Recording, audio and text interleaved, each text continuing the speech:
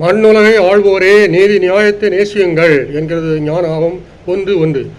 ஆள்வோர் இன்று நீதி நியாயத்தையா நேசிக்கின்றனர், சுயநலத்தையே நேசிக்கின்றனர். இதோ பாண்டிச்சேரியிலே நடந்ததை பாருங்கள்.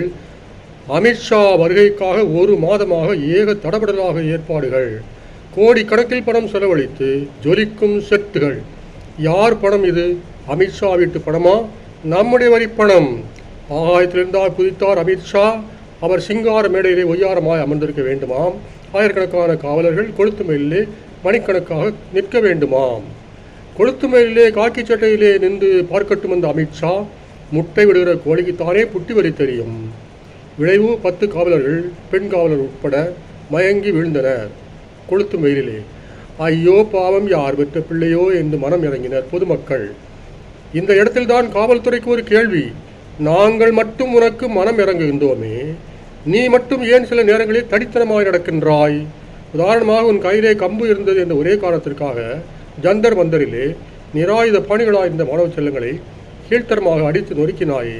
ஏன் அப்படி செய்தாய் தெரியுமா? நீ அரசுக்கு தலையாட்டும் பூம் பூம் மாடு.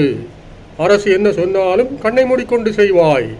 அதிலே நியாயம் நீதி இருக்கின்றதா என்று ஒரு நாளும் ஆராய மாட்டாய். ஏனெனில் நீ பூம் பூம் மாடு. இப்போதாவது உண்மையை உணர்ந்து கொள். ஏதோ ஒரு மந்திரி மேடையில் ஒய்யாரமாய் அமர்ந்திருக்க வேண்டும் என்பதற்காக காவலர்கள் எண்ணற்றோர் மணிக்கணக்கிலே கொளுத்தும்பயிலே நிற்க வேண்டியது எந்த சட்டத்திலே எழுதியிருக்கின்றது? தட்டி கேட்க ஆள் இல்லை என்றால் தம்பி சண்ட பிரசண்டனாம்.